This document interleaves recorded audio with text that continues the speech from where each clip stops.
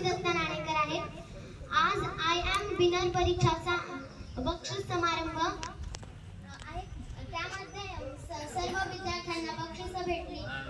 ज्यांना बक्षिसं भेटली त्या सर्वांचं अभिनंदन आणि ज्यांना नाही भेटले त्यांचं पण अभिनंदन. तुम्हाला नाही भेटले ते वाईट वाटून घेऊ नका, कारण की ह्यावेळेस नाही भेटले तर पुढल्या वर्षी भेटू असं.